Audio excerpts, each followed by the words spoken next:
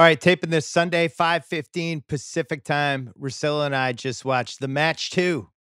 It was Tiger Woods and Peyton Manning against Tom Brady and Phil Mickelson. This was an excuse to actually watch live sports, not knowing what might happen. I gave it a chance just because I'm bored. I'm like a guy in the desert who just sees like a saltine cracker and it's like, oh my God, that's a saltine cracker. Turned out to be a delicious saltine cracker. I really enjoyed it. I had a great time. Russillo, did I enjoy it because I just missed sports or because this was an actually exciting, fun sporting event? I actually thought it was fun. But why would you go saltine desert? That'd be like the last thing I think I would want. I don't know. What should I have Yeah. said? Wheat thin? No, I think you need something with a little bit more texture. You know? Pizza? Why would pizza be in the desert? Yeah, but why would saltine, sand, salt? I don't know. Yeah, I just sure. like I don't it's know. drier. I don't know. Hey, I'm do you want sorry. something to be even drier? Here's a saltine. Um, I just duck hooked my first drive like Tom Brady. no, you sent me a text going like, "Hey, I don't know if you're watching this," or we were trying to come up with a plan for tonight's pod, and I was like, "Why?" You almost were like skeptical of your own enjoyment of it, and then Yeah. you text and you go, "Hey, let's do this when it's over. This is actually fun." So I'm surprised that you seem to be surprised by it because I don't know, like I don't. I think we got what we wanted. We got some live sports, and those guys are all kind of cool. That's what I was kind of hoping for. I knew we Yeah. all kind of, their personalities enough the last 20 years, those four guys. But I do think it'd be funny if there was some celebrity that were in one of those things, and after an hour, you're just like, "Oh my God, this guy sucks." He's the worst dude to have to play around with. And by hole 9 or 10, the other guys are just rolling their eyes. But that didn't happen today, obviously. Well, it'd be funny if like when Brady starts out ice cold the first 7 holes, if he just, like if that was me, I just would have gotten super moody and sulky. And they would have been like, "Hey, Bill, rough going there early." But yeah, I know. I'm aware. Yeah, aware. It's good. Can you turn my fucking earpiece off? So I'm going to go in order of the things I enjoyed. First of all, I went into the match thinking I was going to root for Woods and Peyton Manning because Tom Brady ditched my favorite team. I haven't liked some of the things that have been said and just the way it made me feel. Within 1 minute, I was back. I'm Brady for life. I know I'm going to root for him on Tampa too. If I'm rooting for him in this stupid golf tournament, I'm following him all the way whenever the season starts. So that was I must have been lying to myself. I can't root against Tom Brady. I just can't. I can't believe sorry. you even thought you were going to try. Yeah. Yeah, it was like it was like that person you dated. You're like, I'm not talking to them if I run into them, and then you run into them like, "Hey, how's it going?" It's super nice. Look great. But yeah, it was hard. It was first of all hard not to root for him, and also hard for me just to root for Peyton Manning. Just it was all the Pats DNA coming up, so that was fun. The Phil Mickelson basically caddying for Brady and telling him what to do on different putts and chips and stuff, I thought was easily the best part of this whole thing. Like it was honestly like getting a golf lesson from this dude. See this, you got to make sure just tap it. You don't want to push it, and everything he was doing, I loved it. Did you enjoy that? Did you notice it? Yeah, it was great too. I mean, he'd just be sitting there. I mean, it's not being great at golf is most of us, but when you're with someone who's terrific to play with, who can point out stuff, and I always say this about Van Pelt, like Van Pelt's not a great golfer. People always expect him to be amazing because he's at the Golf Channel and he's been on the golf beat for such a long time. But when you golf with him, like I was a completely different golfer on the back nine. Like just 3 little things he had said to me, something off the tee, something on my chips, something on putting, I think. And it was great. So that part of it was pretty coul. Mickelson was, I mean, he's a talker. He's going to he's going to let you know how he feels throughout the round. But I felt like all the guys kind of got along. Not that I expected that they weren't going to get along or something like that, but they actually really seemed to be having a really good time with the whole thing. And again, I don't know that that's surprising. It just seemed genuine. Well, I agree with that. And I also like that it started to get serious with about 6 holes left. Like you could see the competitiveness started to kick in. It was probably even a little too loose for guys like Brady and Manning coming out of the gate. They got the cameras there. They have the earpiece in. It's raining. They're expected to have like a personality. And you could kind of tell once it hit the point of the match where they could just go, all right, I want to win now. It's okay if I'm not like Mr. Personable these last 6 holes. Like that par 3 when everybody had an awesome shot except Tiger Woods near the end. I think it was the 16th. That was incredible. Manning put a shot 18 inches away from the hole. They really needed it too because Tiger hadn't even gone yet. I don't know. It got me thinking like, you know, obviously Woods and Mickelson couldn't go on a football field. So there's no way to cross compare. But I think when you have great athletes like that, they're just good at shit. Like I feel like if Curry had been out there, and I know Curry's a better golfer than Brady, same thing, but there's something in their genetic makeup that it's not just the sport that they're the best at. There's more going on. Like Brady hits that, the best moment of the match, he holds the shot on the 8th from like 150 or whatever it was. And he reacted like Bird in the Last Dance when Reggie Miller makes the 3. Like he's just like, "Oh, cool, it went in." Like any of us are losing our minds and jumping around and doing a jig. Like he was just immediately goes to make fun of Charles Barkley. There's just something different about those guys. That was one of my takeaways. Yeah, whenever I've played golf with guys that you're like, wait a minute, you're a 6 handicap? Like I didn't even know you golfed. You're like, yeah, all the hockey guys that would come back to Vermont Oh during the yeah. summer, and you just be playing with them, and you'd go, oh, you guys are all awesome at this too. Like this is ridiculous, and then you'd add up the cards at the end of the day, and you're like, what? You had an 81 today? Like what? And it's just a different level. I thought It makes the Brady sense thing, though. yeah, it does. I thought the Brady thing was really funny in that you knew he probably wanted to be more pissed, but he couldn't because they're trying not to swear, Yeah. and it's everybody's watching, and it's this thing, and he's shanking them all over the place. And that you're right, when he finally has a great approach, and he asked Barkley how that medicine tastes, and he was just waiting the entire time. Although I thought Barkley had one of the, I mean, you knew he was going to have a couple good lines, but I think he asked, was it Immelman, who he goes, "Hey, that thing he said about your chest being through the whole way, is that important?"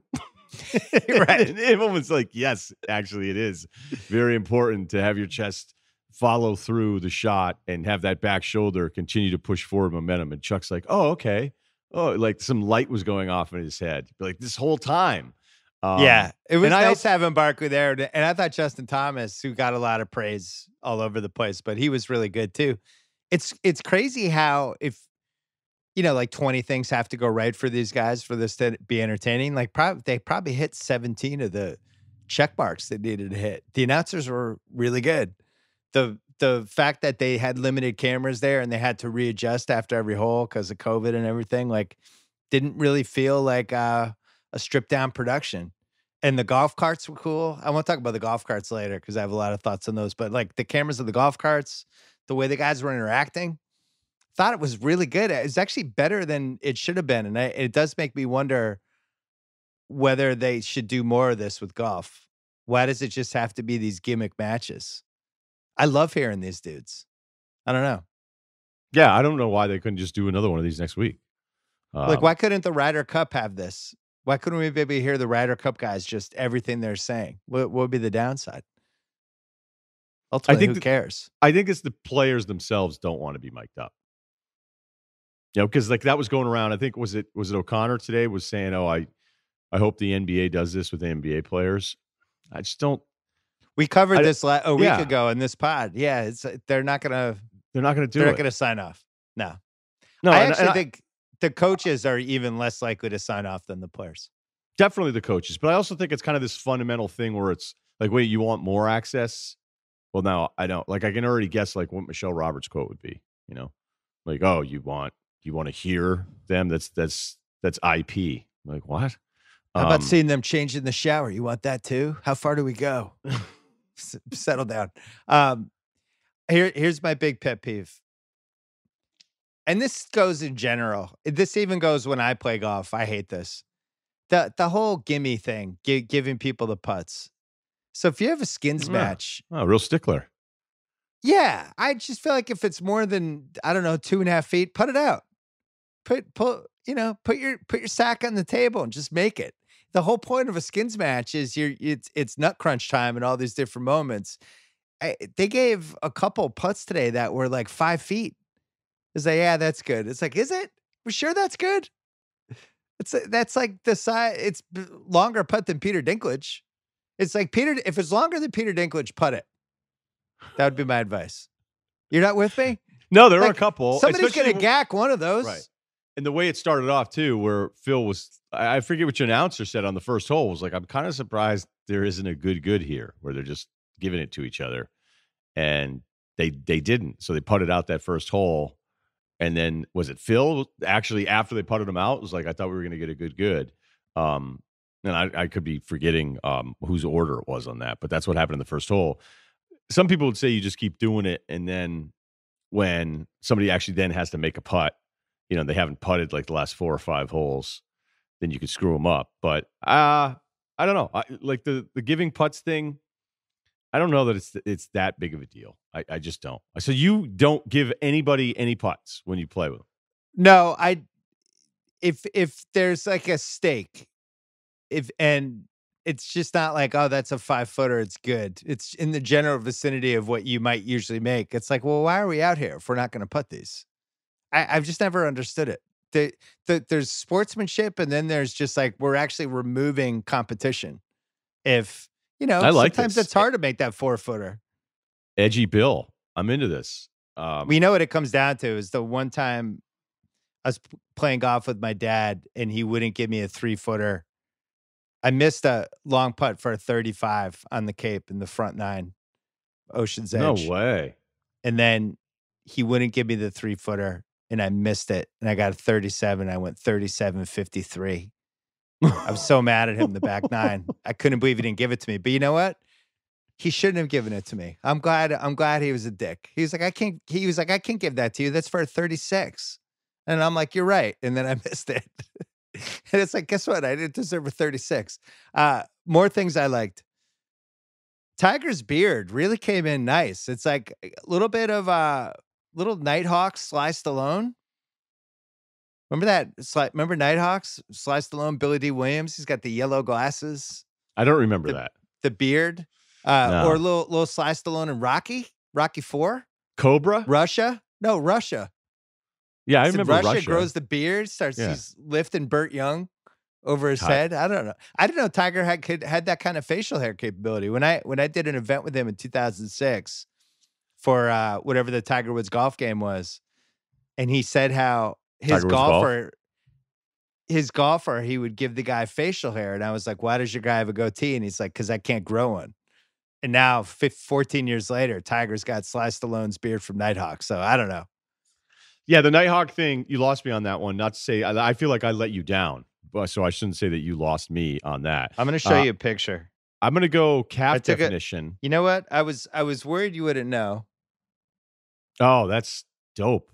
That's almost like a porno Serpico. Yeah. Yeah. Yeah. That's exactly what it is. Porno Serpico. That was when Sly Stallone told his hairdresser. I wish the listeners could see this one. But yeah, Tiger. Tag it. Tiger's whole vibe was great. He looked like he was in awesome shape. He was hitting the shit out of the ball. It got me fired up for golf. I got to tell you though, I was a little surprised how much better Mickelson's calves were than Tiger's calves. Did you notice that? Didn't notice. You've always been a calves guy. I always forget to look. I'm always looking like arms, waist up. That's what sets you apart. You were worried about the definition. So what do you think? He didn't have the right machines at his house? Just some guys. I mean, it's genetic. I remember that MTV show where the kid got calf implants and like went out that night showing off his calves to everybody, being like, "This summer's gonna rule." Like, look out. And Tiger, I thought were big because Tiger was the big weightlifting guy. Remember some of those years where they're talking about how much he was. Yeah, he was bench pressing big numbers. That's what they were saying. I'm imagining with a trainer, and he's big enough of a frame that he was lifting. But then Brady with the knee sleeve, and you're going, oh my God, like what are you doing? Why would you give anybody this kind of this intel on you? Even though he was on the injury report with his shoulder for a decade plus out of pettiness, and then as soon as like somebody said something about it, then Belichick took him off of it. I don't know if you remember that. He had probable shoulder, Brady, for I think over a decade. Right, it was like 11 years. I was thinking how Manning should have hired writers to write, like if he was in a roast or writing for SNL, you'd have like 8 comedy guys.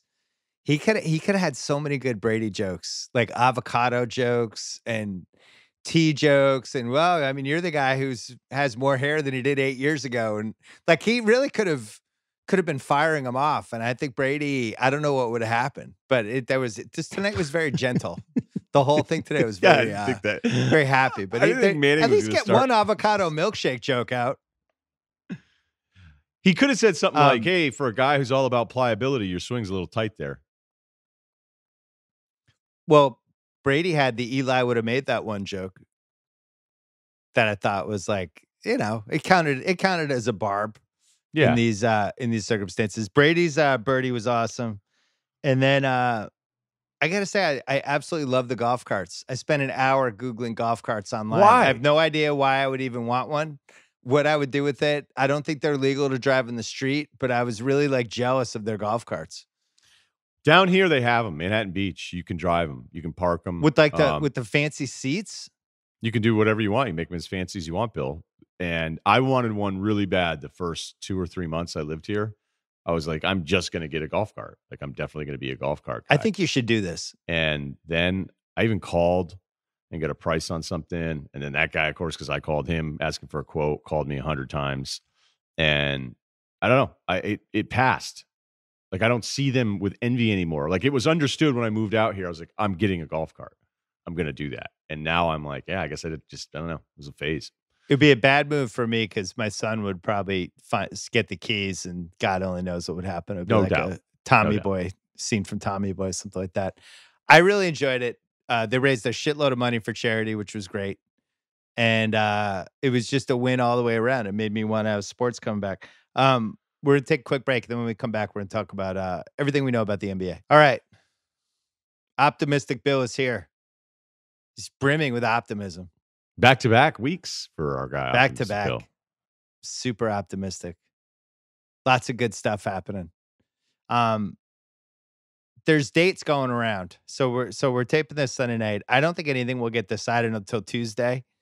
And if you talk to anybody, they'll say, no, it's not decided yet. But they've hit the point that makes me happy where they actually have a plan or a semblance of a plan with end dates for things, because everything has to tie into when next season would start to, and then how far you go against football and things like that.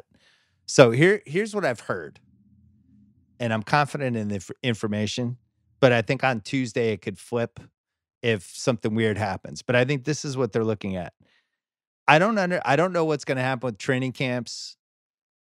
If they're going to play more regular season games, if there's going to be a play-in game, any of that stuff. I think that's been the hardest part for them to figure out.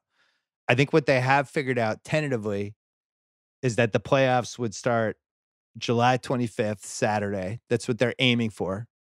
I'm not saying that's the date. I'm saying that's what they have. That's what they've told the GMs. This would be an awesome date. Let's look at this. July 25th. They want the last finals day to be September 20th, which is a Sunday. So that would be your game 7 drop dead last day of the finals date. So you remember, like when the finals, they have that normally, it's usually like June 18th, June 19th, June 20th. And then the draft will be 5-6 days after the drop dead finals date of the game 7, the latest it could possibly go. NBA draft would be 9/24, 9/25. Somewhere in there, like within 4 to 5 days of the finals. And then free agency October 1st. With everything ramping back up, hopefully, in time to open on Christmas Day. That's the ideal how this plays out scenario right now that they're working off of. Doesn't mean it will happen. What do you think is the thought on, because I know with not every facility being open here, it feels like this date being pushed back a little bit tries to level the playing field of the fact that some of these facilities still aren't going to be open. And the rest thing, I think the players are getting more ramp up time than I thought maybe they'd get. The part I can't figure out is what happens between mid-June and that July 25th date, which is kind of like when they would hope the playoffs would start if everything works out perfectly. So do you have regular season? I've heard 5 different things over the last few days. One of the things was that the bottom 3 teams in each conference are just out. They're not even involved. Then you hear everybody's involved. Then you hear, we'll only play a couple games, but it'll be normal playoffs. Then you hear, no, it's gonna be a playing game. And I think the reason you're hearing all this stuff is they haven't decided yet. But I thought the bottom 3 teams in each conference not being involved was interesting. And this again, I don't have information on this other than just hearing that. Um, but all right, so you knock out those 3. That means you have basically the top 12 seeds in each conference. So that allows you to do some sort of play-in thing with 7, 8, 9, 10, 11, 12, where you could have maybe a one-game playoff, 9 versus 12, 10 versus 11. Then the winner plays 7. The 2 winners play 7 and 8. I don't know, but that was the only way that made sense for me with the last 3 teams. But I do think they've been batting around like a play-in possibility because I think they know those games would be watched. And then the other thing I heard was that, the rosters might just be bigger. Like, they might just have, like, how they would have in a training camp roster and just kinda keep it at, 15, 20 people, um, but just going that whole way like that. So, there's a The lot of se stuff go out there right now. the 7 through 12 thing, though, like, I don't know what the difference is. I mean, the Cavs, 19 wins, Atlanta and Detroit both have 20, so that means the Knicks are in. Well, that was Like, my wha favorite part of the bottom 3 are out, but somehow the poor Knicks have to, like, go and try to get their shit together for the playoffs. It would make more sense to knock out the bottom 4, but I haven't heard that yet. Yeah, and then you have Phoenix. Gosh, keep forgetting San Antonio's record this year, how bad they are. Is Uh, San Antonio 4th worst or 4th. 3rd worst? 4th. They're a game ahead of, well, they're a win ahead, 2 games ahead of Phoenix because of the loss column. But So let's play this out for a second. And again, I don't know if this is true, but let's say it's even more logical to knock out the bottom 4 in each conference. So that would be Knicks, Pistons, Hawks, Cavs, and Spurs, Suns, Timberwolves, Warriors. I don't know what you do the regular season games and whether you'd have a couple, eh, get a couple basically warm up games that would count as regular season games. But if you had 11 teams in each conference, that would allow you at least to do a little playing thing for the 8 seed. With 8, 9, 10, 11, basically one team's going to emerge from this, and that'll be the 8 seed. The question is, what's the prize? If you're the 8 seed, you're either putting the Lakers or the Bucks. Like, great, you're probably going to lose. That's the part where it gets kind of dopey. I think if you put the last 2 seeds in each playoffs at stakes, that becomes more fun because you would have the Nets and the Magic are the 7, 8 seeds in the East. But then in the West, you have Dallas and right now Memphis. So now you have Luca would be involved in that whole thing with the 7 seed, which I think gives it a different level of credibility. That's why I'm hoping the 7 seed might be available to be played for because then Luca becomes involved. what are you hearing on length of series? Did you hear anything on that? I Adam's like pretty adamant about best of 7 wanting this to seem authentic, not doing the speed rush. I think they've dug their heels in that a little bit because they're very wary of people feeling like this was a fake season or a pseudo season. They want it to seem legitimate and genuine. And you're also losing home court advantage because they're going to be in these bubble things. So it's like, if you're the Lakers, normally they're 49 and 14. The Bucks are the only team that's better than them.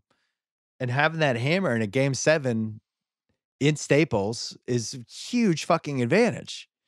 And that's been removed. So I think to get rid of home court advantage and the best of 7 is a pretty big penalty for these teams like the Lakers and the Clippers and the Bucks who really spent some time trying to earn their spot. And then it's like best of 5 neutral location. Like it's pretty tough. That could mean anybody could beat anybody.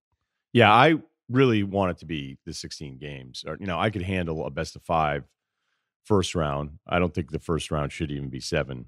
But people are already willing to kind of like pre-diminish whatever this is. And the way I see it is, if you have to go through and play that many games, win 14, maybe win 16 games to win an NBA title, like, yes, there were odd circumstances here, but I don't know. I'm not in a rush. I feel like so many people want to diminish things all the time, but we also know too, like if LeBron were to win it and you don't like LeBron, then you're going to say, well, this one doesn't matter as much. And then if you do love LeBron, you're going to say, I don't know. I'm not ready to kind of do this thing where, oh, well, that ring doesn't mean as much. It would definitely be the case if we were talking single elimination or something like that. But I would want nothing to do with single elimination. I just wouldn't. That would suck. I mean, I know it would seem interesting, but I think we'd get results. Like, I think the cool thing about the basketball result is that the basketball result is usually kind of it rewards the better teams.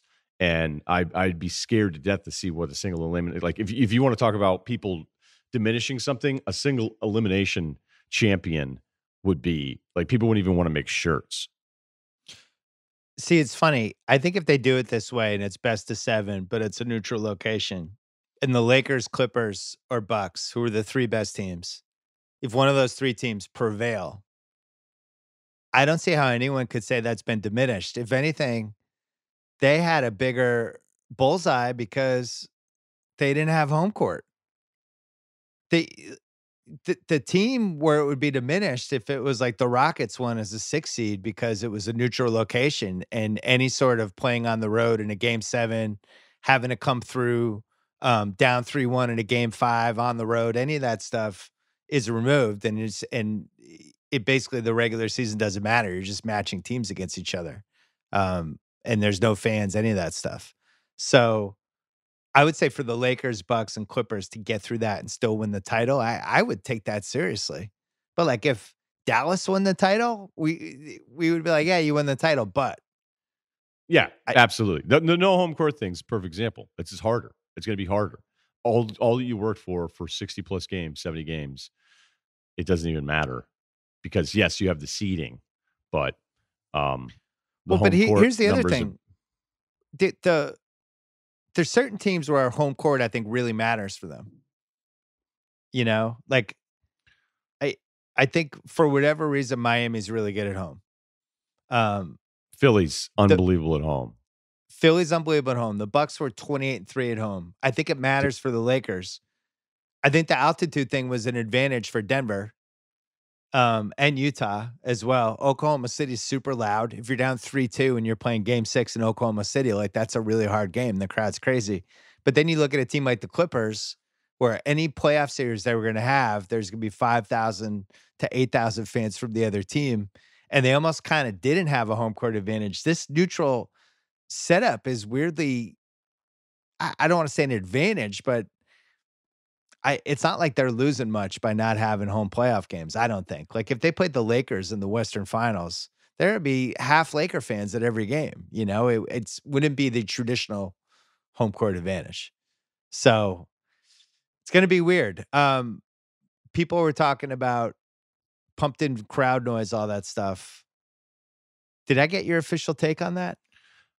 I didn't think it was that bad on the soccer thing.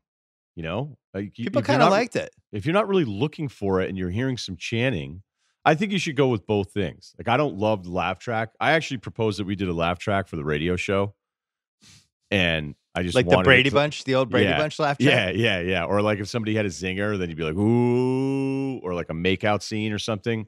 Yeah, I wanted to have those drop inappropriately throughout the radio show just to try them all out. But I know that everybody is anti it. It may look worse because in soccer stadiums so massive and you're not really in the crowd. The shot, the crowd isn't really the shot. The field is the shot. And for the NBA, like the backdrops are going to be in the shot because it's so much smaller. So I don't know if that'll just look weird because no one's there. Because with soccer, it feels like, like I'm not constantly noticing that people aren't there. One of my hotter takes is that I think NBA noise is almost as annoying as it is fun. To hear the music blaring in the background for these, stupid songs when somebody's on defense, and I don't know. I would kind of like if it just sounded like a basketball game. I would be against that. I would rather have the sounds of a game than anything else. I don't know how It's just going realistic to be it so is. empty, though. It might sound weird, like an empty gym. I think that's the problem. It's going to sound the echoing, and there's going to be these absolute long dead silences, and that's probably what they're afraid of. I think I would like it. Isn't that why we have announcers? Can't the announcers fill the dead silences? Yeah, Three I don't guys in a want my booth. announcers talking all the time, though. Some guys are going to talk all the time, but look, it's going to be Like they it's going talk to be all weird. the time anyway. You seem really hostile about this. What? Is this bothering you? No. I'm kind of excited for the sounds.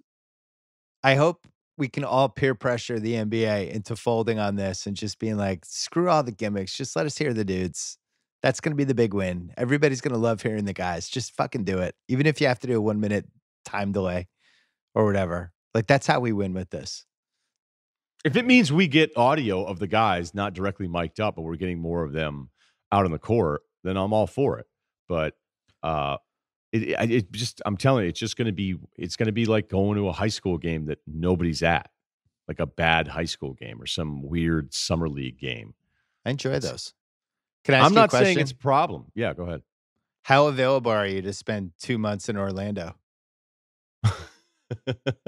I've spent some time in Orlando, but if you get the call, the quarantine media list, and they're like, they ask us like, does Russillo want to go and just do the show from Orlando and go to all the games, get tested, do the whole thing? I would assume you're in, right? Yeah, I would do that. Yeah, I'm like 50% in. I know if I came back, I'm probably getting served with divorce papers, but I'll be in the quarantine bubble. They won't be able to serve me because nobody will be allowed in. Perfect. So I won't even know. I don't know if I would turn it down. When will this ever happen again? This is one of the craziest. Well, hopefully never. Well, yeah, that's what I mean. This is like one of the craziest things in the history of sports. They're going to play the NBA playoffs in a neutral site in Walt Disney World in Orlando. This is like, this will never happen again. I don't know. Orlando this time of year too. Count me in. Yeah, I know you love Orlando in July. Celebration. Have you been down to Celebration? No, I have not. The fear of going against football with especially the finals, I think is probably less of a fear because I don't know how realistic it is that the NFL season starts on time.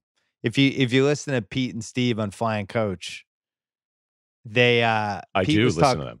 Pete was talking about the Bill Murray episode this week about how right now they're about dead even with where they would normally be in the whole football season cycle, like late May. But he said, starting this upcoming week, they're going to start falling behind.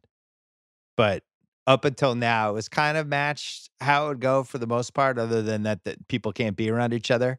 But starting this week is when this is now you're falling behind with just everything. And I don't know. I don't know how realistic it is. It really the college football stuff starting to sound not realistic. I know you've been following that stuff. Yeah, the college thing is a free for all, and that's what you're dealing with when you're dealing with all separate conferences, commissioners, athletic departments, and not having one real voice. I mean, we've talked about this in the past. Like, should there be a commissioner for college football? But I don't really know anybody would listen to him. And you had with the Big 12 saying, no, we're good. And they're like, Texas Tech was talking about enrollment going up because they said, we're like, no, we're ready to go. And then you hear the California schools and they're like, we're not ready to go. Alabama, I think weeks ago was like, we're playing.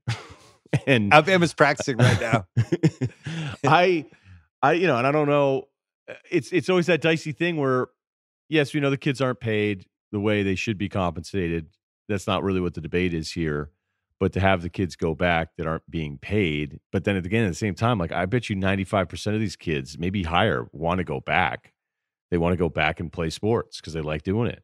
And if I were a college kid right now, I'd rather be quarantined with my football team on a campus than be at home. So college football, it's hard to get a grasp on what it is, because some of these schools that are just saying, "Hey, we're just going to do what we want to do." Well, it depends on who you're going to have to, who's going to be there for you to play. How do you have college football when nobody is allowed on the campus other than the football players? That doesn't make sense to me. How do you have college football if none of the other sports are allowed to play? What are the Title IX ramifications? We're confused trying to figure out the NBA. The college sports thing is like 100 times more confusing because there is no Adam Silver. As you put it out, they have no commissioner. There's nobody who could be like, hey, man, let's do this. Let me get all together. I'll get all your agendas and I'll try to figure out some common ground. That ain't happening in college football. And then you have the NCAA come in. I don't see how it works. Yeah, I get, except that they need the money so bad to keep everything else afloat. Now, I do think that the college football is going to have to look in the mirror here a little bit because of the way they've spent money. Now, the money that comes in with these new TV deals is beyond, I think, what any of these schools thought that they would make. And yet to kind of prevent some of that trickling down to the players in what would be a groundbreaking way. And again, I'm not getting into like all the different options I think you should have, but they've spent a ton of money. Like whenever you study college admissions or look at any of the tuition prices, you're like, well, how could tuition be this much more? Well, it's because the number of administrators. So it's like, hey, we have more money coming in. Okay, let's keep spending more money. And a lot of these college football programs have been spending like drunken sailors here. And now it's like, oh, wait, we have all these bills due, so we have to play football. Now, granted, look, they want to play football so they don't lose all the money. But when you have strength coaches making $500,000 a year, you have what? Coordinators. Is that true? Oh yeah, $500K a year. Yeah, not all of them, but look at the way college football has spent on salaries, on staffs, on upgrades, on all of this stuff, training facilities, right? Just to make sure they can make it look like, we're spending, because that's the thing. It's like, oh, we're spending all of this money, so we're not flush with cash. Well, yeah, but you're not flush with cash because you've been on this spending spree ever since this TV money went through the roof a few years ago, 10 years ago. So you think it's conceivable where just a couple conferences come back and that's it? If the SEC had a game tomorrow, there'd be 100,000 people in the stadium. I'm shaking my head for the people who can't see me.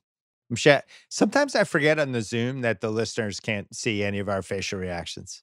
Yeah, I agree with you. I think there'd be 100,000 people at Auburn, whoever. Yeah, and so for everybody that goes, I can't believe that.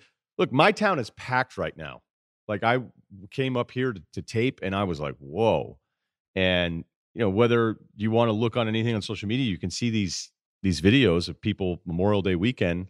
Like I know there's some people that have a hard time processing that. No way, there wouldn't be packed stadiums. I'm saying if you could let that many people in and you were going to have some kind of guidelines, you would pack the stadium. You just would. It's just different down there, man.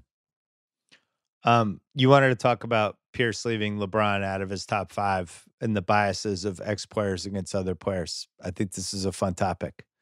I think they're like us with media people, where when media people there's another media person who's successful, like, yeah, that guy's terrible. And they're just going to have their biases. Like Pierce has this thing with LeBron that Perkins called him out on since the 2002 game, which I think was at the Mohegan Sun preseason. And they almost got in a fight in the tunnel after the game.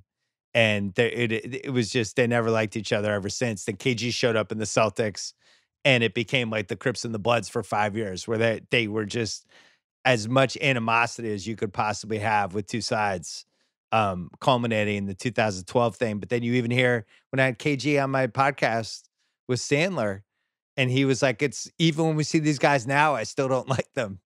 It's still not that friendly. I don't fuck with those guys. It's all of it is hilarious, but Pierce leaving LeBron out on his top 5 when he's a media person, that I don't care how much you hate LeBron or how spiteful you want to get. There's no version of a top 5 that he's not on at this point. No. So part of me thought it was kind of funny that it's so clearly a vendetta. Yeah. Like that. There's a part of me that allows you like to respect it a little, where I go, you didn't care so much. Putting him fifth may have been funnier, but Pierce, you're right. The LeBron thing has been real for a long time.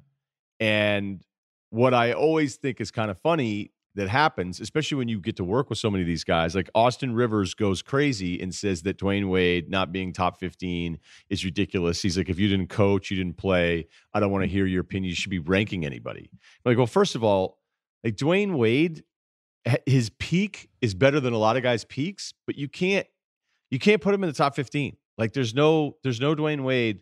He's a top 15 player list. I mean, you agree. There's no roadmap on the earth that exists. Right. So that's a current player who's ripping everyone in the media.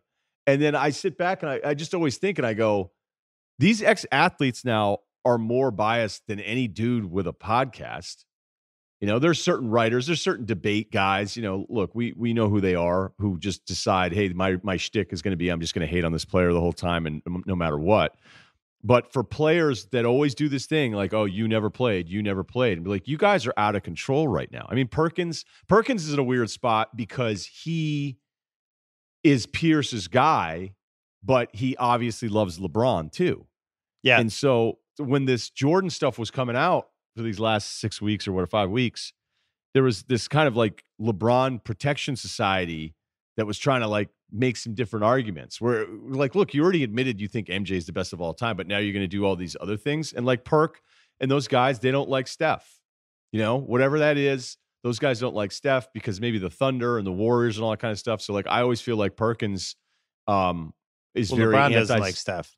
LeBron doesn't like Steph either, but he also, I think it's Perk being with the Thunder, but he was doing this thing, and I don't want to make it about Trae Young, but it was, I went at Perk, which, I've met him. I think we're cool, but I was like, look, how could you think that Trae Young, his first year is better than Steph's first year when you like, I'm not talking about the raw stats, but they were completely different setups. Like the setups were totally different. Mark Jackson had him playing in the corner, and that's a real thing. Like, don't look at just the raw numbers the first couple of years of Trae Young and Steph Curry.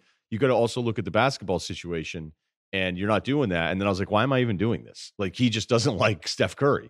So why would I waste my time? And it's just always one of those things as guys like you and I that didn't play and are just, our whole business is having opinions and getting a little bit of an eye roll from certain segments. And I'm like, you guys are more out of control and biased than I think I can ever remember it. And maybe it's because this generation of players is so sick of seeing all the guys from the 90s say they suck every year on TV shows, because that's the other part about this. Like, that was a big thing with Durant.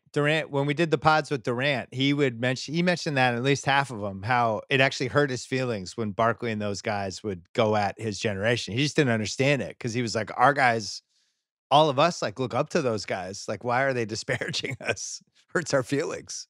Yeah, I mean, really, Barkley was anti the Warriors the whole run, right? I mean, Barkley was anti Houston and Golden State and Oklahoma. Like, he was almost anti all those guys.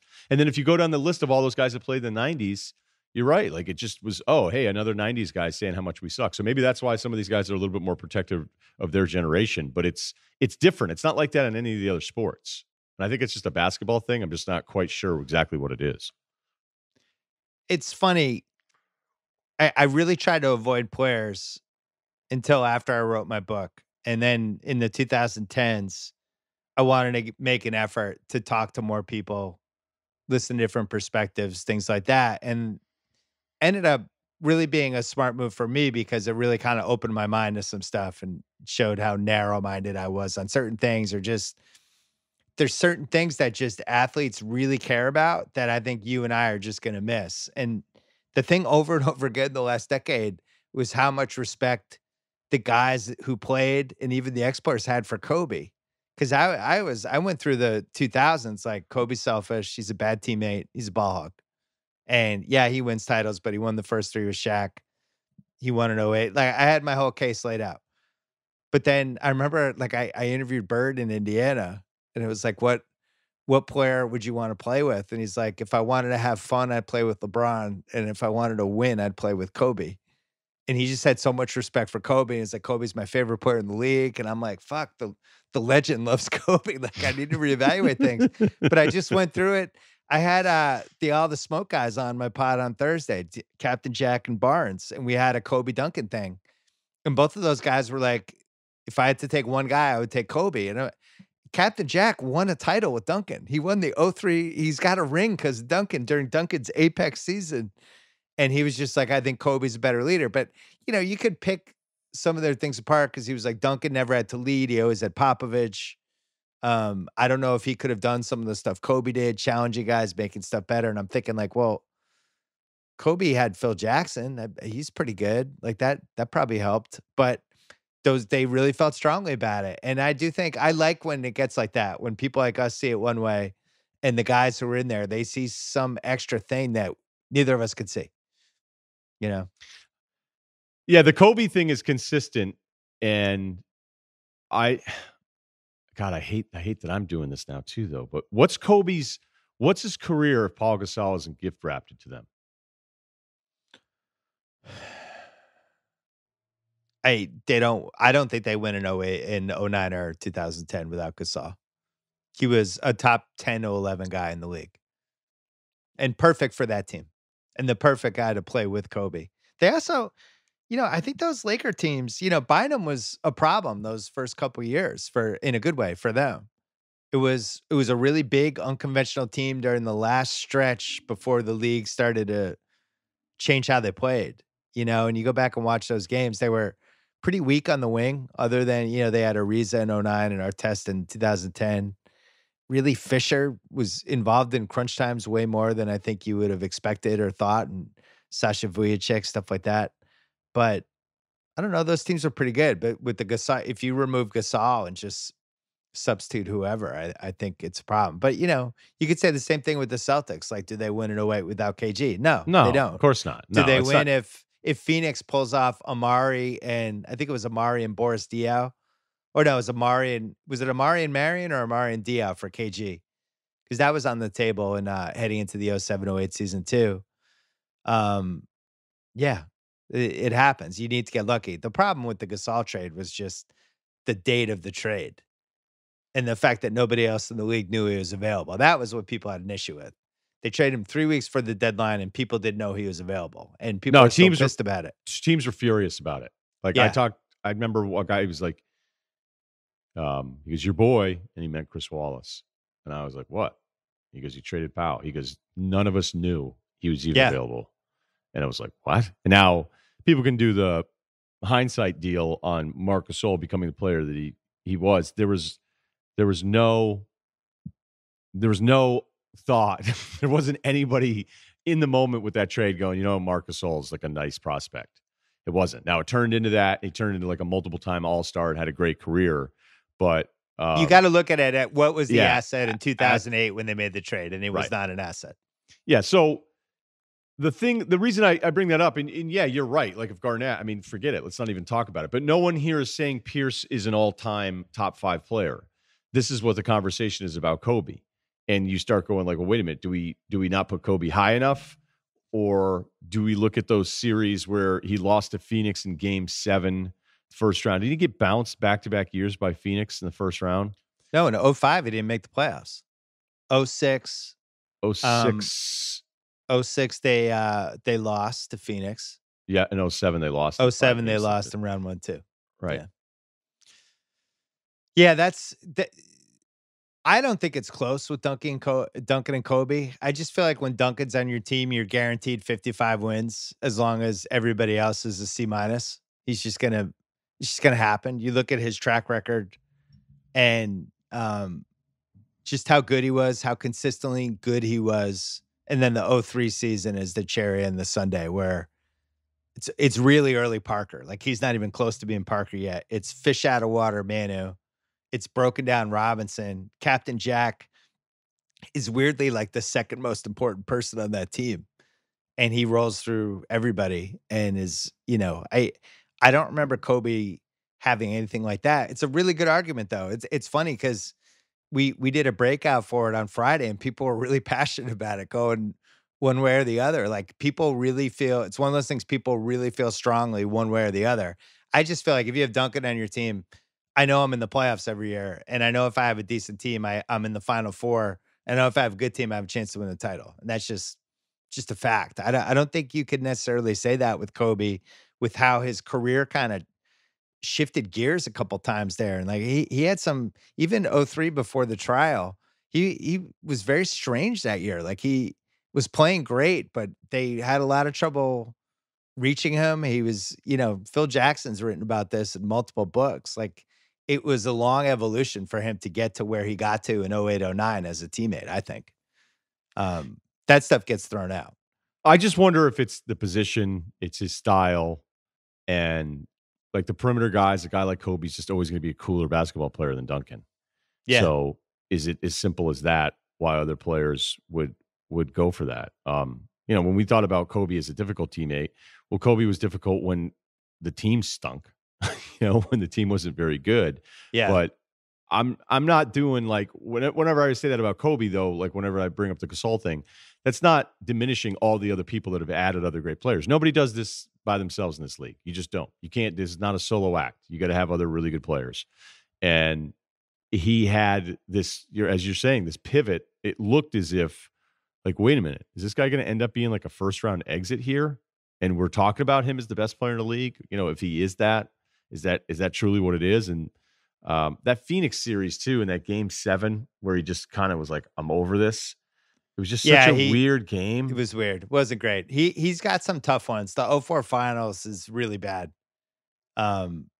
He's just terrible in that series. And part of it is because that Detroit team was the best possible team to go against him. And they had a lot of chemistry stuff going on too, obviously. But it happens. I think that's what makes, the Jordan thing, that Jordan run that he had, really the Orlando was the only hiccup.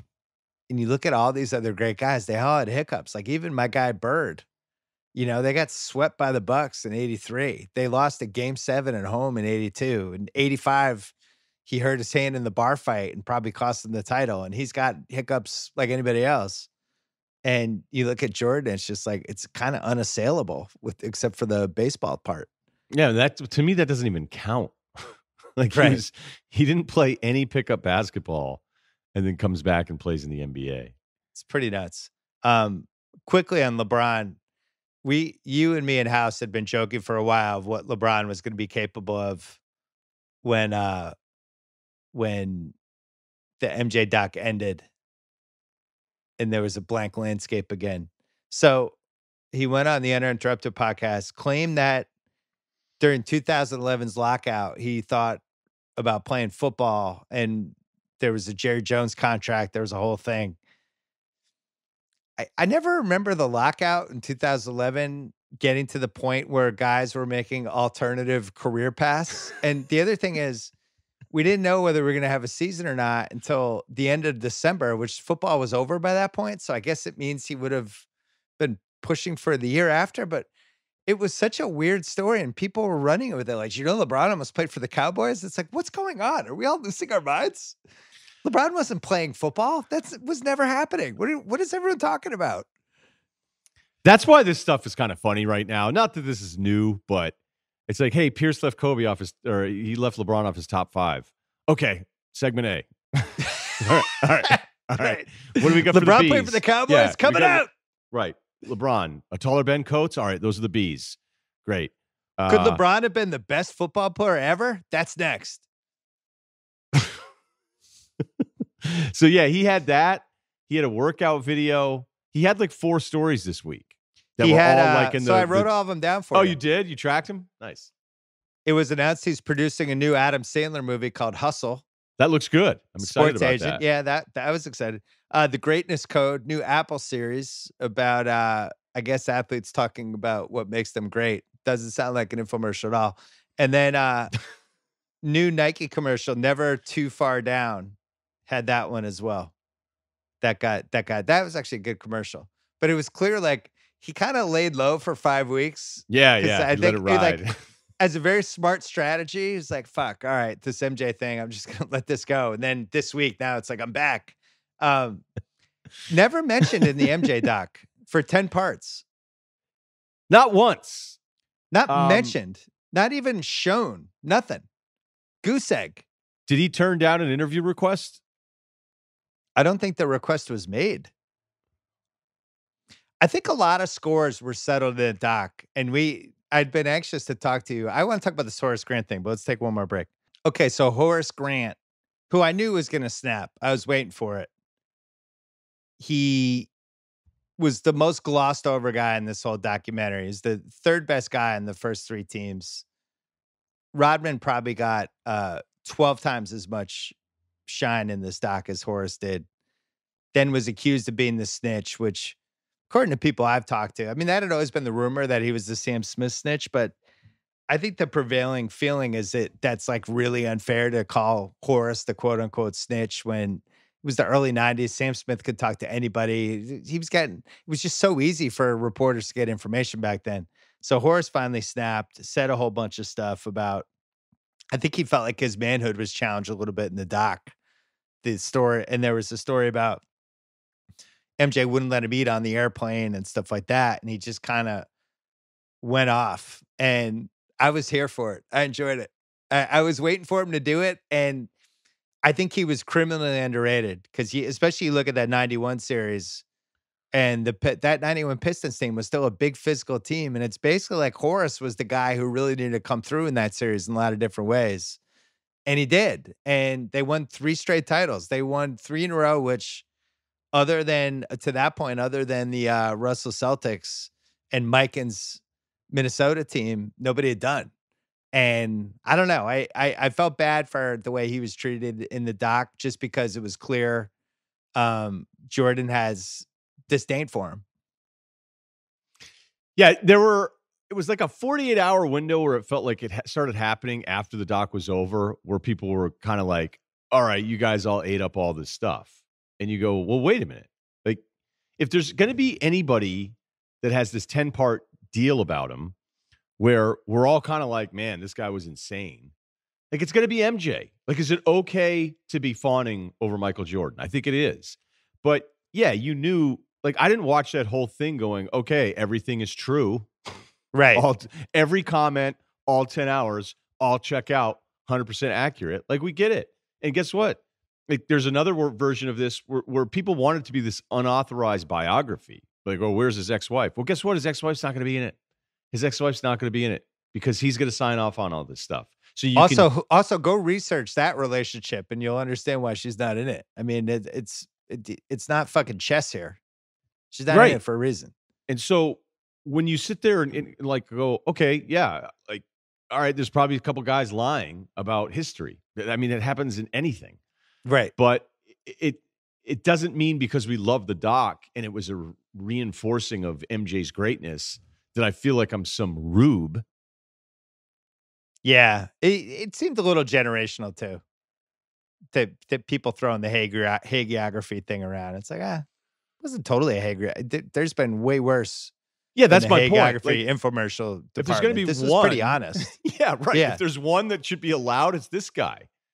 So one thing I was thinking about that we didn't talk about during the 5 parts when we talked about this doc, and it's over and over again. He's so competitive. Nobody's more competitive than this guy. This guy needed to win in anything. All he's about is winning. How did he end up being such a bad owner? Like if we were doing the epilogue and it was like the 2-hour unauthorized doc that The Last Dance is over, we don't need your footage anymore. Now we're going to do the last 20 years. Like what the fuck happened? How does this guy become such a bad owner?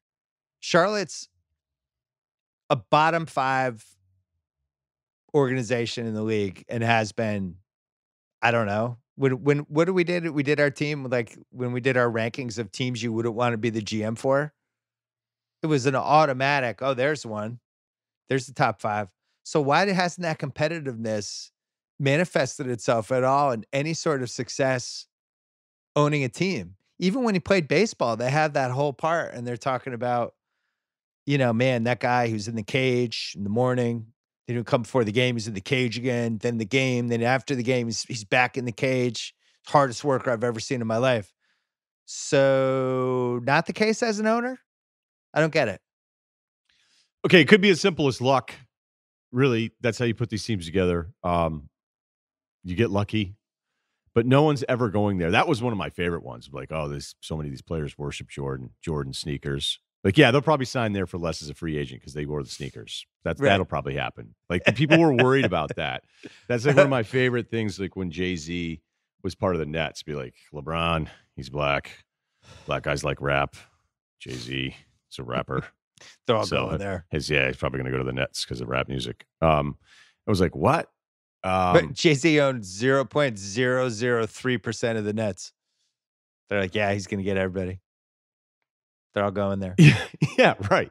So we'd heard the same thing with MJ before too. Their roster, I still can't believe how good of a job Borrego's done in that group, because going into the year, I'm like, this is the least interesting roster of any team in the league. But my guess would be it's just the fact that he can't actually go and do anything to execute any kind of result is why being an owner is different than being a player. Does that make any sense? Well, I'm looking at my list of the greatest players of all time. So Russell, who coached Seattle in the 70s, by all accounts, bad coach. Lenny Wilkens came in within 2 years. Lenny Wilkens won a title with Russell's team. Then he famously went to Sacramento, I think in the 86, 87 range, and was just a train wreck there. And then they finally bought him out.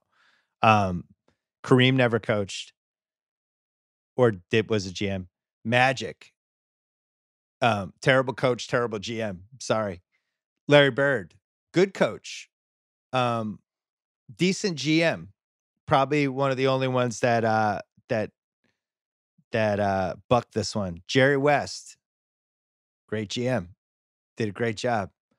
Oscar, Hakeem, Shaquille, Moses, Havlicek, Elgin Baylor in my top 20. One of the worst GMs ever. Julius Erving never did it. Bob Pettit, Karl Malone, Kevin Garnett, Charles Barkley, Cousy, bad coach in Cincinnati. Rick Barry, nobody ever would have let him coach. Willis Reed, bad coach. Dave Cowens, decent coach. Kevin McHale, awful GM, great guy. Really, really an atrocious GM, really bad. Like one of the worst GMs of the 2000s. Great guy though. So there's. Do you remember? I don't know if you're gonna remember this. Bad GM. This is over 10 years ago, but I think Forbes Sports did an article where this writer, he basically came up with this formula for trying to figure out who was the best GM. And the article, the conclusion was it was Kevin McHale. And oh God, that guy get fired? No, I absolutely ripped through the thing, and then I was like, let's just have him on.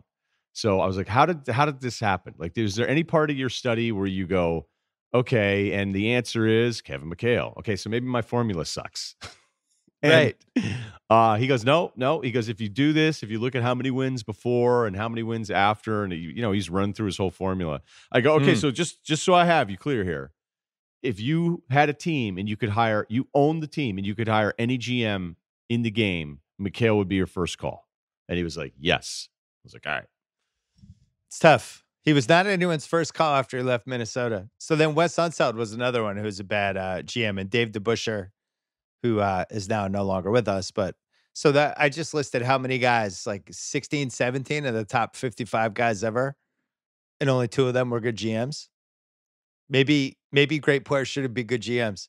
I can't remember who I talked to about this. It was a long time ago. Somebody gave me the theory about one of the reasons why they make for bad GMs, because they're so good. They were saying this about McHale, because remember McHale kept taking chances with like, kind of shaky chemistry guys like Luttrell and Troy Hudson and people like that. Mark Blunt, Michael O'Candy, like over and over again, we just get these guys. I was like, why does he keep doing this? And somebody was like, because he was a really good player. And really good players, their attitude is, well, if he's on my team, we'll make it work. But the problem is they're not playing anymore. They're not on the team. And that's where the case falls apart. It's like you can't put those guys unless you have the player who's wired like you. Now, in Minnesota's case, they had KG, but we're never able to figure it out. So anyway, great players do not. But think about this. think about this though. Like, why would Ainge being a role player make him be a better GM?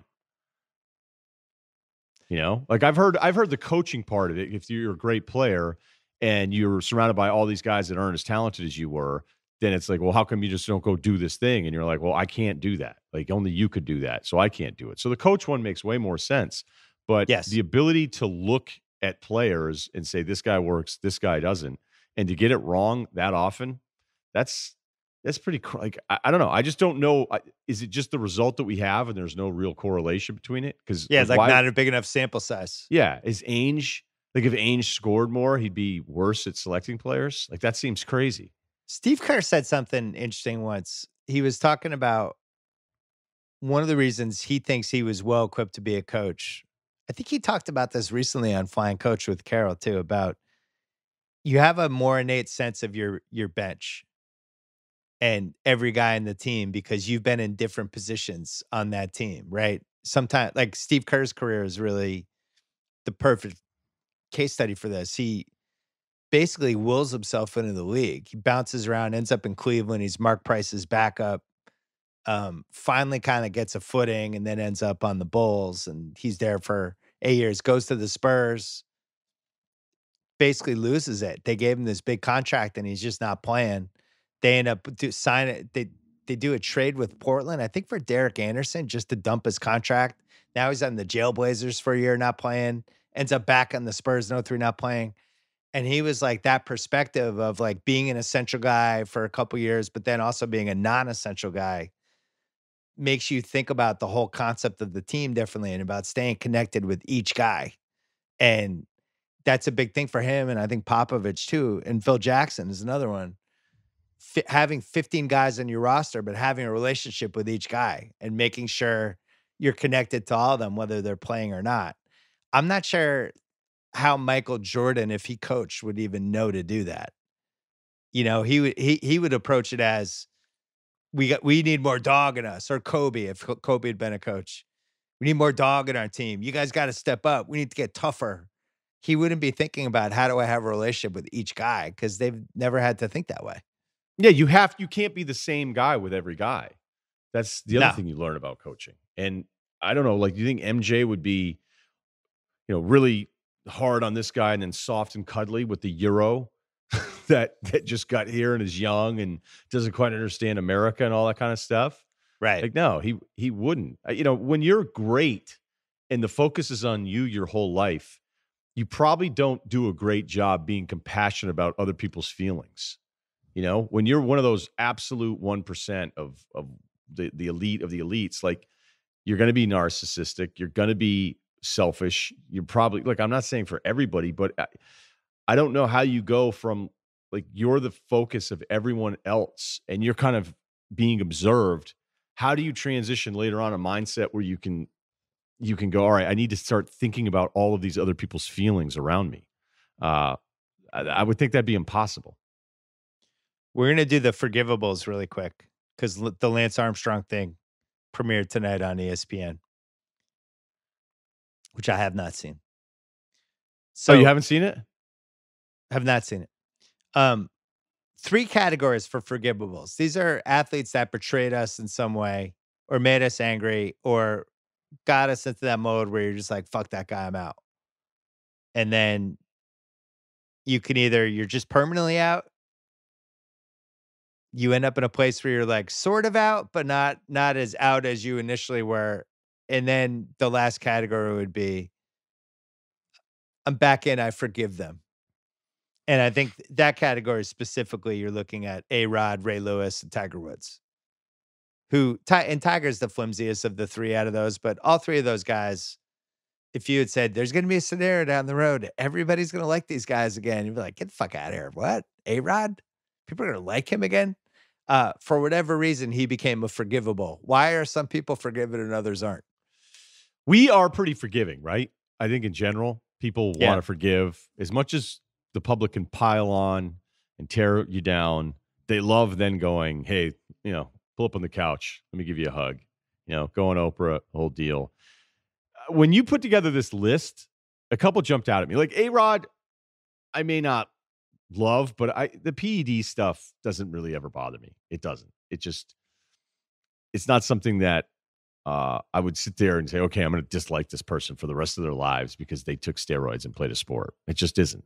The Ray Lewis thing, I don't know. That's a pretty remarkable turnaround. Probably going to leave that one alone a little bit. Good idea. Because I just don't really know. I mean, I know what we all read and all that kind of stuff. And, all right. The Pete Rose one, this is going to be surprising. I couldn't believe I forgot to put Pete Rose. Yeah, Pete Rose is on there. Sorry.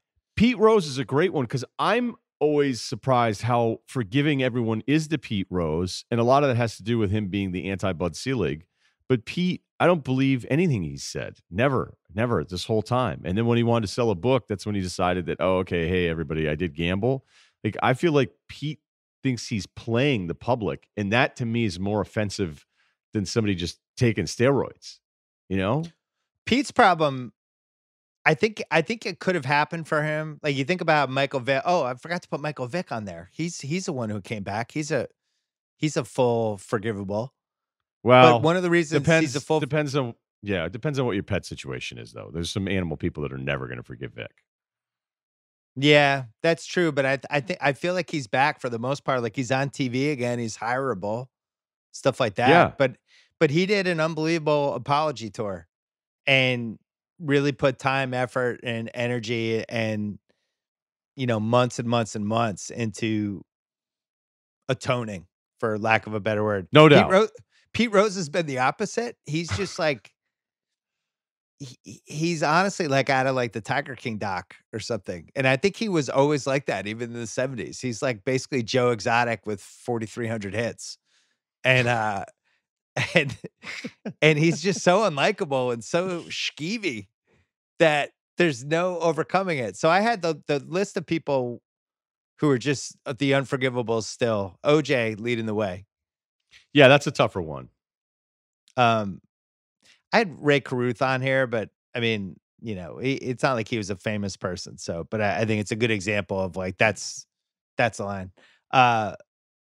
Ray Rice, I don't know where things stand with him. I know he's tried to do some good stuff and try to be an example and done a lot of talking and different things, but I don't know like if people have forgiven him or not. Maybe I should have put him in the sort of.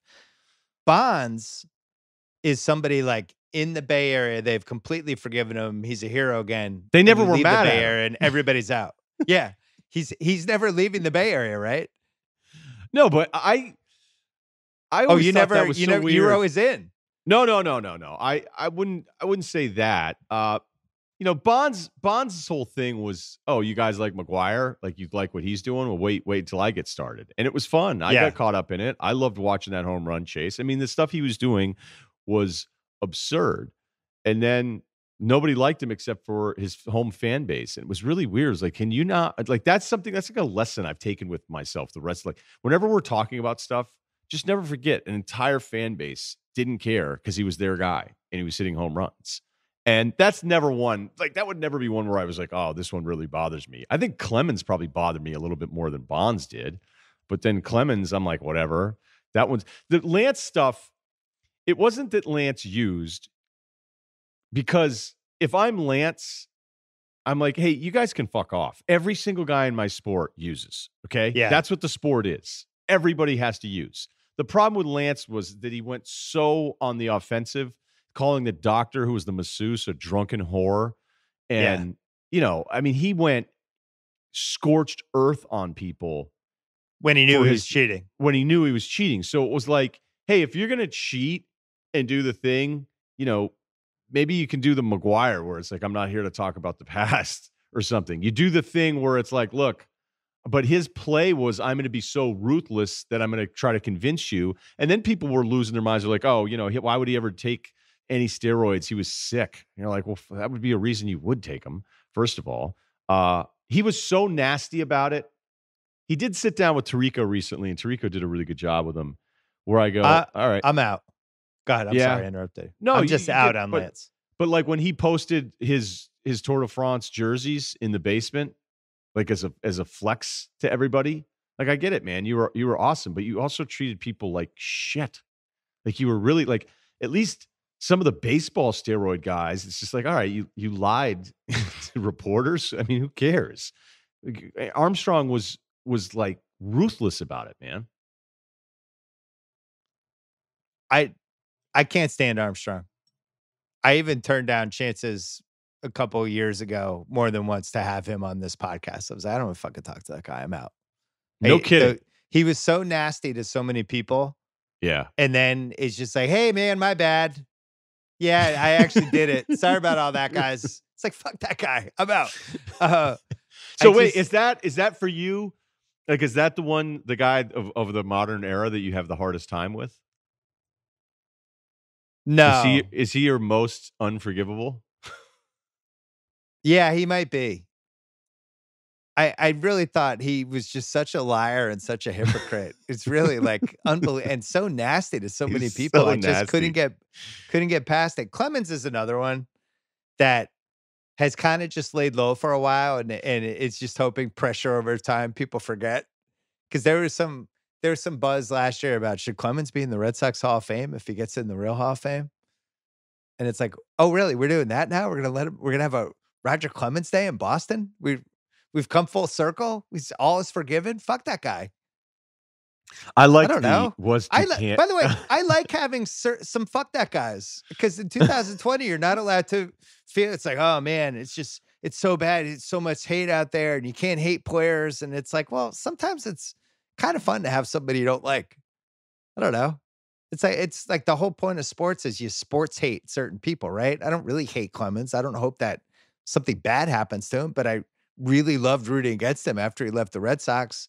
I don't think he understood a lot of the reasons why people in Boston felt betrayed by him, especially when he got into awesome shape in Toronto the next year. That was bullshit. And I don't know. I like having this stupid, absurd grudge against Clemens. I don't know. It's fun to have absurd sports grudges. That's not real. This isn't real life. Yeah, I like that. I like that you admit it, and I think it's cool. I mean, I used to have a long list when I was younger, but yeah, you get older, and you don't look at things the same way. But the Clemens one, yeah, that sucked. He shows his abs off in '97. Check these out. You're like, well, wait, what happened here? And if you're Duquette, you're going, I'm getting made fun of this whole time for letting him go, and he ended up taking stuff. And I mean, some of those numbers he put up in Houston are so filthy, just filthy. McGuire, I don't really have a hard time with. I don't care enough. Rafael Palmeiro, I don't care. Bonds, I mean, if you were in the Hall of Fame tomorrow, I wouldn't do a podcast saying it was the wrong thing. But yeah, Lance to me is in a different category than any of the baseball guys. Yeah, because the way he behaved. I think one of the things that's funny, and I think all the baseball steroids guys should be in the Hall of Fame. I've already on the record with that.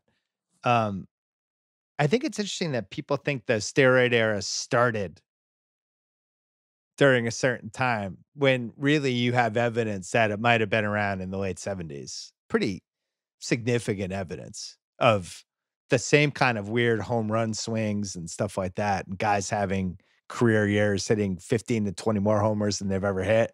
If you go back and you read the stories from back then, there's a lot of like Nautilus stuff. It's like, man, he worked out on Nautilus all winter. Now he's really got some pop in his bat.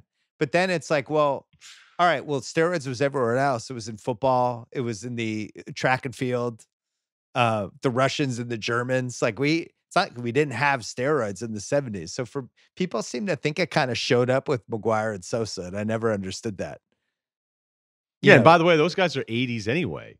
They're 80s, and then some of the other teams I'm thinking of are a little bit later on. Maybe it was just because all of a sudden you had second baseman weighing 220 pounds now hitting home runs.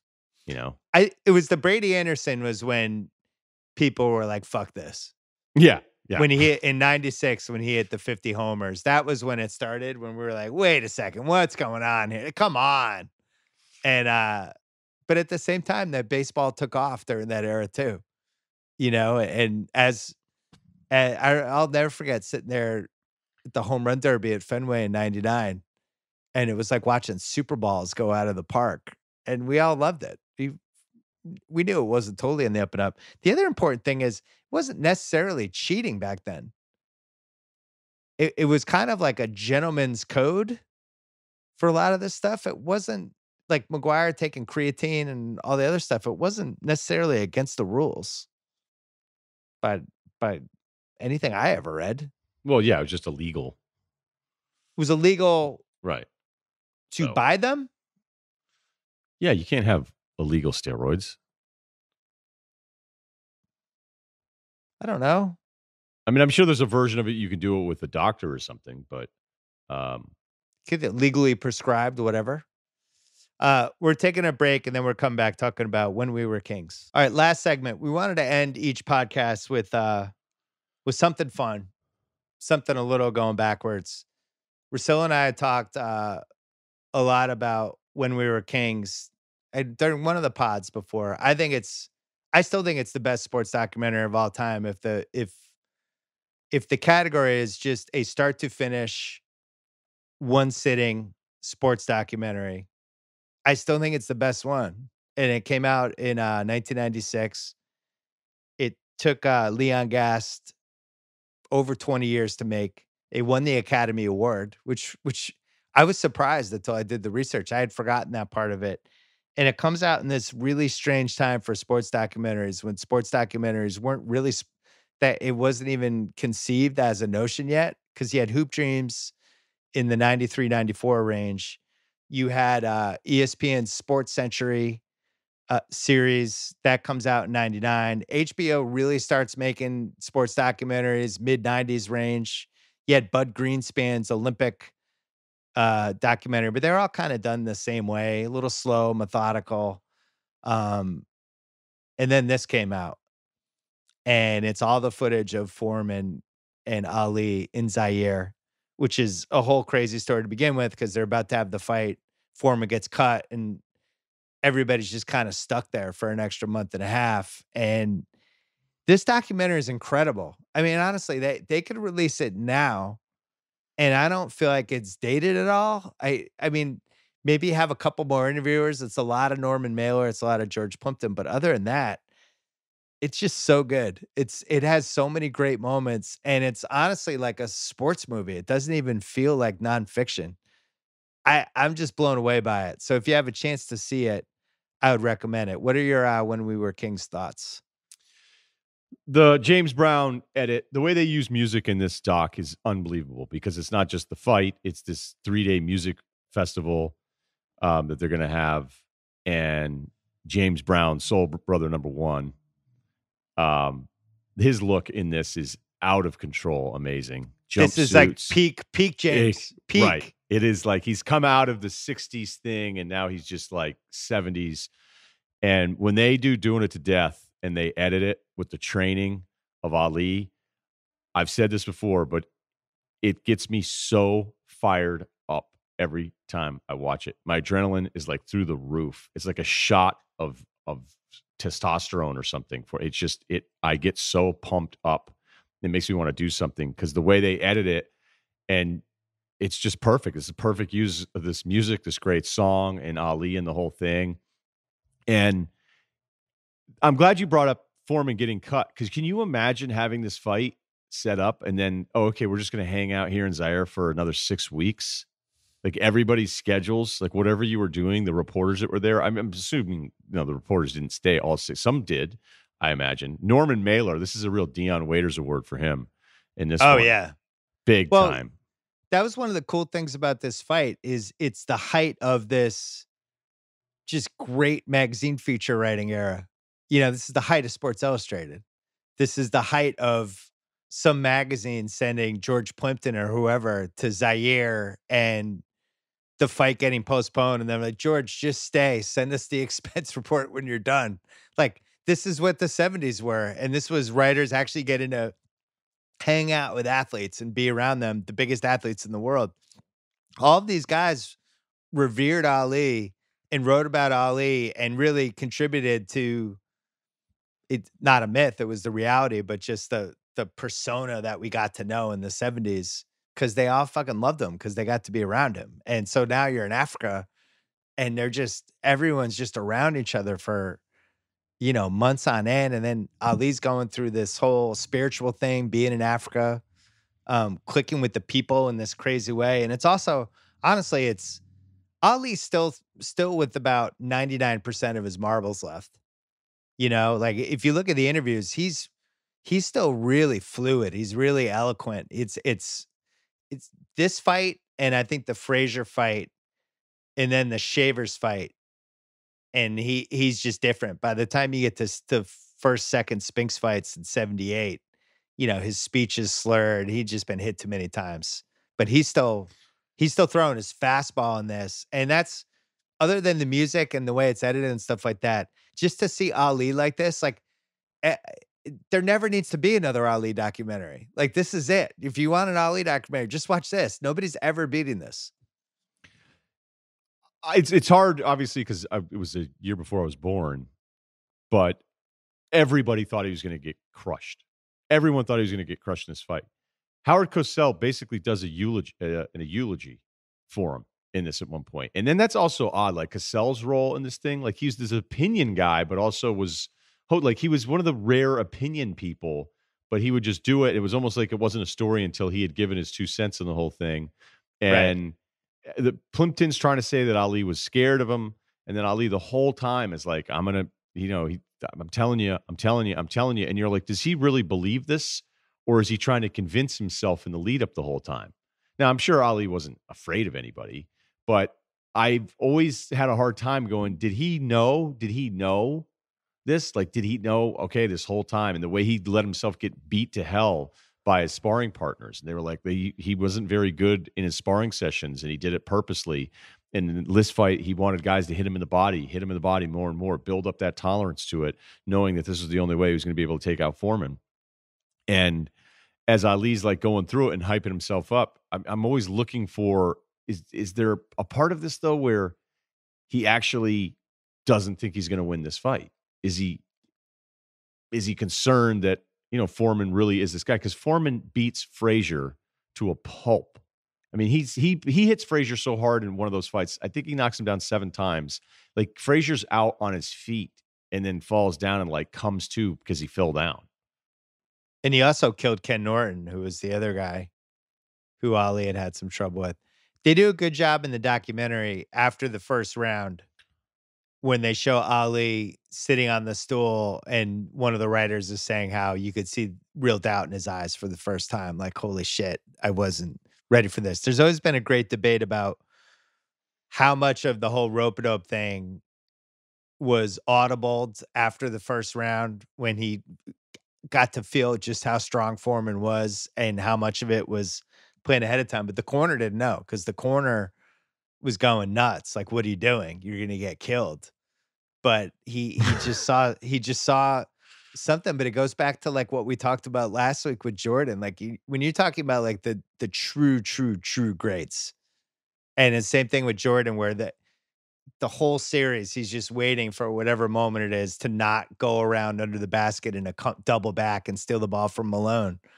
Like Ali he sensed something, and I don't even know how you would explain it or pass it on to other people. Like something about the punches he was taking from Foreman, and he realized at some point, I think I can weather this for a few rounds. I think he's going to get tired, and at some point I'm hitting him with a right.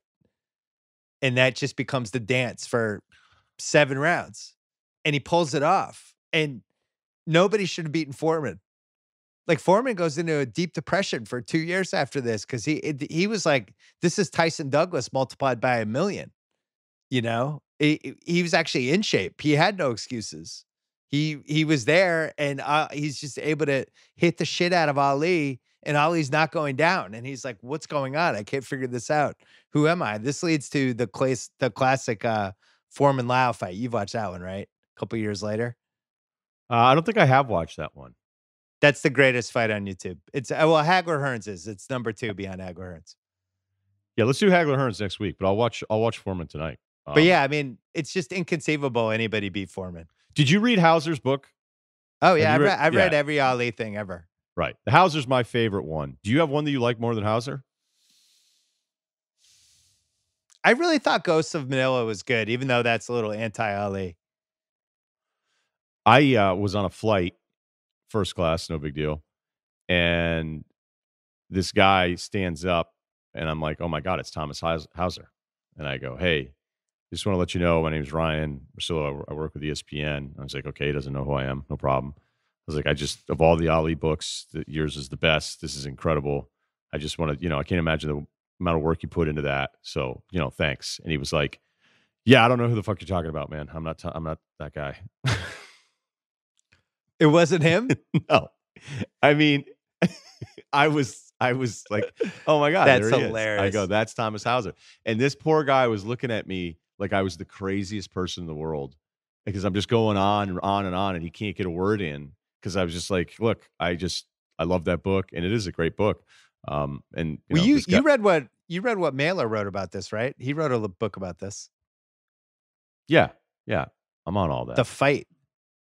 Yeah, there's some good Ali stuff. It's interesting though. Nobody who was the one? I think Remnick he wrote a book about Ali, but it was more geared toward the 60s and Ali and things like that. And then there's just been so much Ali content. I feel like there's nothing new at this point. This is still the best. This is Ali at his peak. It's the best Ali story because it's his most improbable win. And then the fact that like all these musicians were there and the scenes with like Foreman, Don King, and James Brown talking about being black in America in the mid 70s, like even that alone would be the best piece of anybody else's doc. And it's like a fucking afterthought in this thing.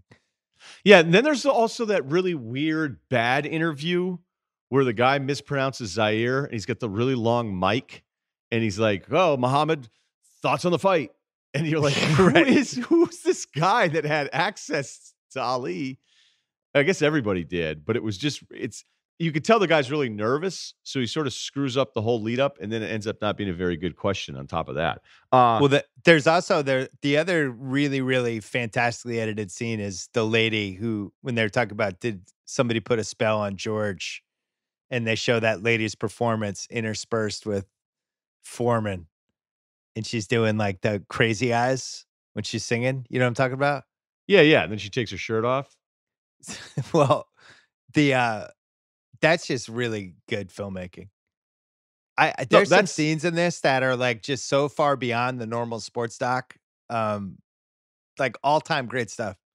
No, there's like a Christopher Nolan thing where there's like the three things are happening at once as they're telling you the story, and that's what they were doing in this. Did you ever read the Don King book, Only in America, or is it Made in America? I forget which No, one it is. I'm not a huge Don King guy. I No, did I'm not. not. I'm not. Yeah, and you'll be even less of one after the fact, because all he did was steal from his fighters. Well, I don't know if he did it to all of them, but he would do this thing with Ali where basically he would tell Ali he was going to pay him, and then he would go, "Oh, boxers bags of cash. That's the way you handle boxers." So he would owe like $1 million, and then he would hand Muhammad Ali like a bag of cash of like 50 grand in a duffel bag, and he'd be like, "Hey, just take care of me here." And Ali's people be like, "Stop doing that. Stop doing that. Letting him take advantage of you that way." And they were like, Muhammad was just such a pleaser and a people person that he actually wasn't. If you think of him, he wasn't like confrontational as a person, like one-on-one, despite the fact he was Yeah. a confrontational um, guy on a much bigger scale. But yeah, anytime you start digging into any of the Don King stuff, you're like, oh, okay, like this is. It's rough. It's pretty bad. The other crazy thing about this fight, it starts at 4 in the morning, Zaire time. It ends 4:45, whenever 5 o'clock, and it immediately starts pouring rain. Immediately, yeah. Like almost like it's like biblical. All of this, there's just never been a fight like this. And you know, it's funny knowing what happened to Foreman over the next 25 years after this fight, where eventually he becomes this beloved guy who becomes this memorable personality in his own right, becomes an announcer, and then he ends up in probably winning the heavyweight title. And it's almost like a second George Foreman. It's hard to reconcile that it was the same George Foreman. It seems like two different people. It was like Two when they were two completely different Ultimate people. Warriors. Yeah, two It's like completely how different people. there's two Mike Greenbergs. I don't know if you ever heard that one. That I hadn't heard. Yeah. That would make sense. That would make sense in some of those Mike and Mike years. Be like, Right. this guy's on again? Right. It's how it played out. What do you have coming up on the podcast this week? I don't know yet. Basketball might come back. If basketball Could comes happen. back, we'll talk about it. We'll talk about that. Yeah, I don't have a plan yet. I'm gonna put that plan together ASAP though, first thing in the morning. I don't feel like you've fully gotten weird on a pod yet. When the quarantine started, it was like, oh man, Russillo's really gonna have some left turns here. Oh, right. I'm not sure it's fully happened yet. It's like 80% happened. Oh, I have some good news for the audience before we go.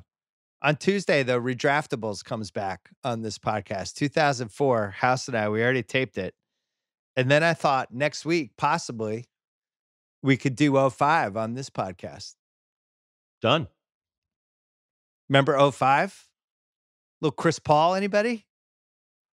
Yeah, I love it. Martell Webster. Oh, yeah. Yeah. So let's get that going. Hold on. Russillo, a pleasure as always. I'll talk to you soon. Thanks, man.